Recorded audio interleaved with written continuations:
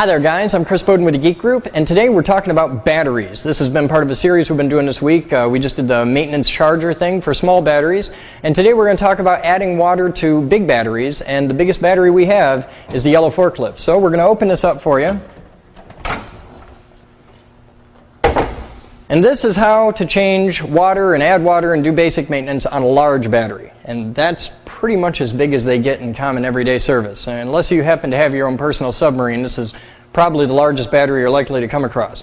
This is a gargantuan forklift battery. And the first thing we're going to do is unplug it for safety, so we're unplugged.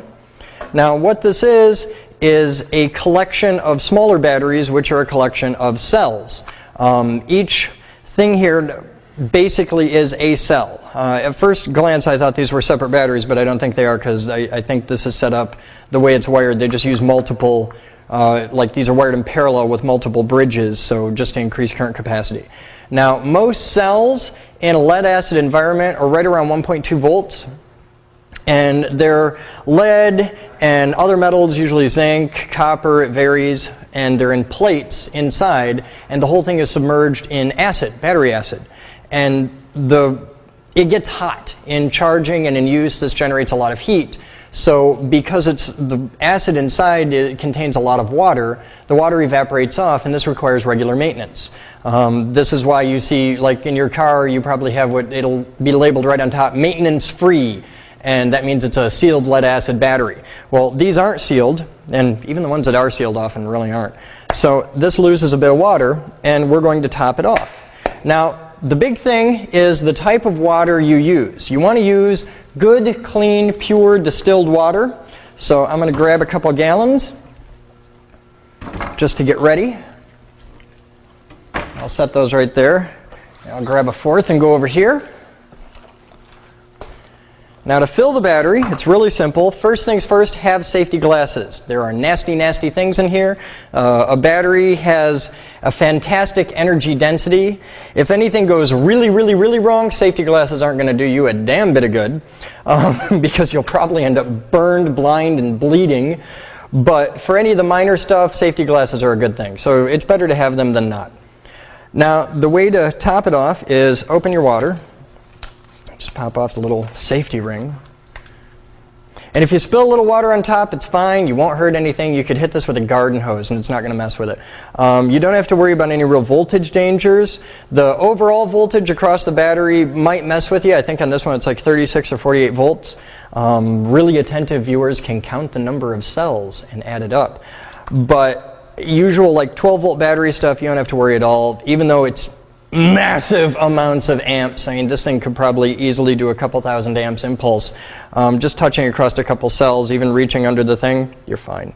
So you pop off the first cap and you look inside, and down in here, let me get my flashlight, you can see there's a plate with it's a red plate, and almost all the ones I've ever seen have a triangle as an indicator, but there's a red plate in there, and that plate should be floating. Now don't stick your finger in and see if it's floating. That would be bad and you'll get hurt. What that actually is a plastic float, and it tells you where the water level is. So you just take your water, and you're going to spill a little bit. You could do this with a funnel, but I don't, because I don't have a funnel on me right now. And you just pour water, nice clean distilled water, into the hole. And when the plate moves, you're topped off. Now you can see my plate's bouncing around a little, so that means I got enough, and I'm going to add a little bit more. I want to just cover the plate. So there, my plate is now under about a 1/4 inch of water, so everything's cool, and I'm going to leave this open, and I'm going to go on to the next one. Now this plate's totally dry, and that's another thing you'll notice. Different cells will lose water at different rates. In my experience, and I'm not a battery professional or anything, but I play one on TV, the cells in the middle of the battery tend to lose water faster than the ones on the outside.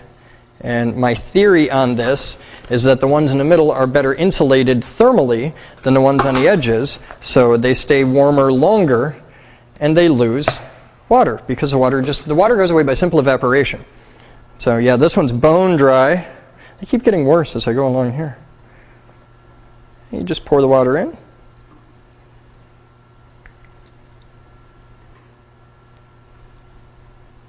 And you can see it floated right there. Add a little bit more. I go a little high. You don't want to fill them all the way up. If you fill them all the way up, it'll boil right out the top. These actually boil when they charge. And if you fill that right up, the first time you put on to charge, you're going to make a massive mess. Now understand, when it comes out of here into there, it's totally safe. Like this water, you can drink this. This is pure, safe. It's just water. It's the same stuff you can drink. But the minute it goes in there, it mixes with acid. So coming out, mess you up real bad. If you get a little drop of that, like if you splash it and get on your shirt, you burn a hole in your shirt. And if you get on your skin, you'll burn a hole in your skin too.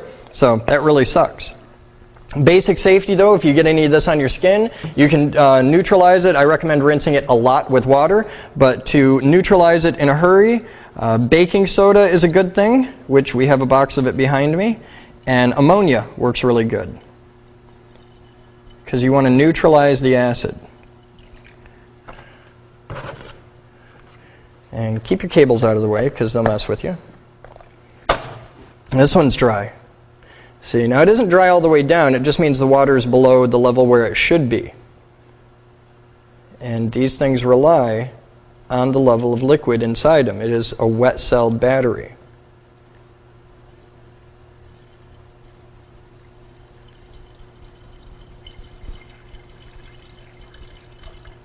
And that one's empty.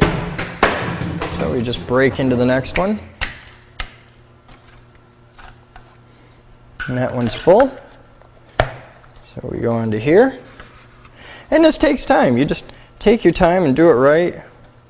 And we'll do a nifty little time-lapse thing here for you while I rock out on the rest of these cells.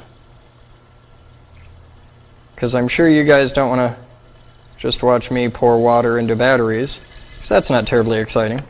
So we're going to do a nifty little time-lapse for you here, and I'm going to rock out on filling cells.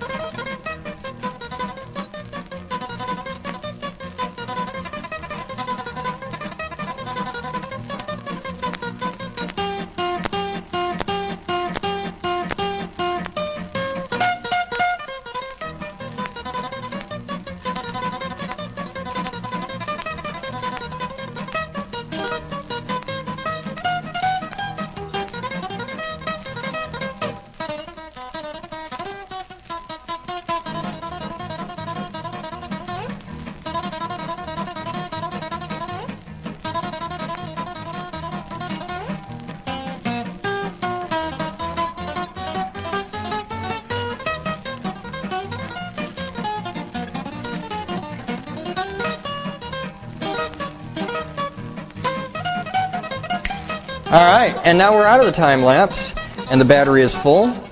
And that took, what, 5, 6, 7, 8 gallons? Something like that? I don't know, I didn't count. But we used a lot of water, and it's kind of funny, if you look on the front here, the battery is labeled waterless, which is good. We only have to add water to it, you know, every 3 months or so, which is probably not as often as we should. And when we first got this, the forklift had sat idle for a lot of years, and the guy was like, well, it won't really hold a charge and it doesn't work very well, but we'll give it to you anyway. And, you know, hey, that's cool. So we liked the battery, and it fit the forklift. We added like, I think it was like 15 gallons of water that day. It was way, way more than we planned. And we added the water, we let it sit a while, we did some charging and some finish charging and stuff like that, and the battery works. It's not a very good battery, but it's free, so we can't complain. I mean, it won't run all day, but for a normal production environment, this would be useless because they'd need it to work. You know, they'd run it for 8 hours, charge it for 8 hours, and let it rest for 8 hours. But in our environment, this battery on a busy, busy day might see 2-3 hours of use. So for us, it works great. Now, we've filled everything up, and I'm going to go around over here, and I go back to my first hole because things settle. And it takes you a while to go through all the holes, so you can go back to your first one and say, yep, that one's still topped off, and this one's good. And you just look down and make sure that everything's like it should be. and that makes sure everything's cool. You want to look down, and because it can settle, there's capillary action, there's nooks and crannies, and more nooks and crannies in an English muffin. And you just look inside and make sure it's cool and it's happy and there's water. And you just snap the little things down and you're good to go. And if you're really, really anal, some things you can notice, if you look on top of any of the little bridges, there's little holes. There's a little tiny pinhole, about an 1/8 inch hole. And what these are for is an electrical meter. And you can measure across, you can measure cell to cell, things like that. Each one of these is a cell. So the collection of cells is a battery. So when you see guys talk about like AA batteries, well, AA isn't actually a battery, it's just a cell. But if you take apart a 9 volt and look inside, it actually has 6 small cells. So a 9 volt is an actual battery. And I think the batteries in a 9 volt they're either AAA or quad A. I think they're quad A because they're really tiny. But that's the basics of it. You can, if you're doing serious maintenance on it, you want to measure the voltage of each individual cell and write it down, and you can number the cells and keep track of your voltage. And when you see them start to flip out, then you know you've got problems. You can learn a lot more about this stuff in our show notes. We'll put some links to some really good battery information. But yeah, that's the basics of it as far as battery maintenance. And now that I've topped off all the cells, the next thing you want to do is take the forklift to the charger, and you'll notice we're doing this at night. It's like, it's almost 10 o'clock here right now. We've been working all day. And you top it all off, then you put on the charger, you let it charge, then it'll float charge it all night long, and then let it rest for about 8 or 10 hours, and that just equalizes everything and makes it happy. So yeah, that's the basics of battery maintenance. And then you just close your big lid, and on this forklift you got to pull that out to do it. And then you plug your battery right back in, and you're good to go. So there's your basics on how to top off the water in a lead acid battery. Here's your little bit of knowledge for the day. I'm glad I could help you guys study a little bit of something new. You guys have fun. I'm Chris Bowden. We'll be back next time. Thank you. We're going to get back to work now.